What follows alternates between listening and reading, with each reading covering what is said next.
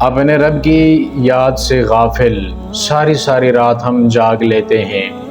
اگر کوئی کنسرٹ ہو رہا ہو، کوئی ٹورنامنٹ ہو رہا ہو، کھیل تماشا ہو، ہلا گلا ہو رہا ہو، شادی بیاہ کا کوئی موقع ہو، کہیں پہ کوئی سٹیج پرفارمنس ہو رہی ہو، تو جاگیں گے ساری ساری رات، نیند بھی نہیں آئے گی، تھکاوٹ بھی نہیں آئے گی۔ اتنا ضرور سوچ کہ زندگی میں کبھی ایک رات تو نے رب کو منانے کے لیے بھی جاگ کر گزاری ہے کہ میں اپنے رب کو منا لوں، جو روٹھا رب ہے اس رب العالمین کو راضی کر لوں، اس کے سامنے میں توبہ کر لوں۔ کبھی ایسا زندگی کے اندر کیا ہے یا نہیں؟ اگر نہیں کیا تو بڑی فکر کی بات ہے، سوچنے کا مقام ہے کہ جس رب نے تجھے ساری کائنات دے دی اور کائنات کی ہر چیز تیرے لیے مسخر کر دی، تیرے پاس تیرے رب کے لیے بھی وقت نہیں ہے کہ اس رب العالمین کے لیے تو جاگ سکے۔ ساری رات کا جاگنا چھوڑ، صرف اپنی نیند کو قربان کر کے صبح جب تیرے رب نے تجھے بلایا ہے، حی علی الصلاۃ، آجا نہ بندے نماز پڑھ لے، حی علی الفلاح، آجا میں کامیابیاں تیرے قدموں میں ڈال دوں، کیا تو اپنے رب کی بات سن کے تو اس رب العالمین کی طرف گیا ہے؟ پھر جو ہے اگر کہیں پہ کہا جائے کہ آ جائیے کوئی دین کی بات سیکھ لیجئے، قرآن سیکھ لیجئے، پیارے پیغمبر کی حدیث سیکھ لیجئے، پیسہ بھی کوئی نہیں لیا جائے گا، فری کا وہ معاملہ ہے، اس طرف کبھی بھی نہیں جائیں گے۔ لیکن دوسری طرف رب کی یاد سے غافل کوئی بھی کام ہوگا، کوئی کھیل تماشا ہوگا، اپنی جیب سے پیسہ لگائیں گے اور خوشی سے وہ پیسہ دیں گے اور ساری ساری رات وہ ہلا گلا کریں گے، لیکن ہمیں کوئی اس کے معاملے میں پرواہ نہیں ہوگی، بڑی خوشی کے ساتھ ادا کریں گے۔ اور ادھر اپنے ارد گرد ہزاروں لوگ، اس دور کے اندر سینکڑوں نہیں ہزاروں لوگ ایسے ہیں جو بھوکے مر رہے ہیں، راتوں کو بھوکے سو رہے ہیں، ان کے پاس زندگی کی بنیادی آسائشیں بھی ان کو میسر نہیں ہیں۔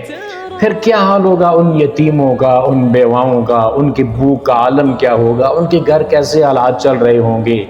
کبھی ایک روپیہ بھی ان کے لیے لگانے کے لیے تیار نہیں کہ بھئی کوئی چیز اٹھا کے خفیہ طور پر جا کے ان کے گھر چھوڑ کر آتے ہیں، ان کا شاید کوئی کھانے پینے کا کوئی بندوبست نہ ہو، یہ کام کبھی نہیں کریں گے۔ لیکن جہاں پہ رب کی بغاوت کی بات ہوگی، خوشی سے پیسہ لگائیں گے اور بے دریغ اپنا مال خرچ کریں گے اور سمجھیں گے کہ بھئی اس کے اندر جو ہے وہ دنیا کی شہرت ہے، اس کے اندر جو ہے وہ دنیا کے اندر ایک نام کمانے کے لیے ہی وہ اپنا پیسہ خرچ کر لیں گے، لیکن اس طرف نہیں کریں گے۔ جو چیز، جو مال رب نے امانت کے طور پر دیا ہے، اس کا مال اس کے راستے میں، اس کے بندوں پر، اس کے گھروں پر اور اس کے بندوں کے لیے خرچ کرنے کے لیے ہم تیار نہیں، لیکن اسی مالک کی دی ہوئی یہ امانت مال ہم کسی اور جگہ پہ بھی خرچ کرنے کے لیے بالکل تیار رہتے ہیں اور اس کو ہم خرچ کر دیتے ہیں، اور کبھی غور و فکر نہیں کرتے کہ ایک دن مالک کے سامنے جانا ہے اور اس کے سامنے جواب دہ ہونا ہے۔ اپنی زندگی کے ان ساری چیزوں کے بارے میں اور مال کے بارے میں بھی ہم سے پوچھا جانا ہے کہ یہ مال کمایا کدھر سے تھا اور خرچ کہاں پہ کیا ہے۔ تو ان چیزوں کے بارے میں ہمیں یہ سوچ لینا چاہیے۔ اور جس طرح ارد گرد یہ ہمارے ظلم و ستم جو ہو رہا ہے، یہ مہنگائی اور یہ جو حالات کی تنگی ہے، لوگ خودکشیاں کر رہے ہیں، حالات بہت خراب ہو چکے ہیں،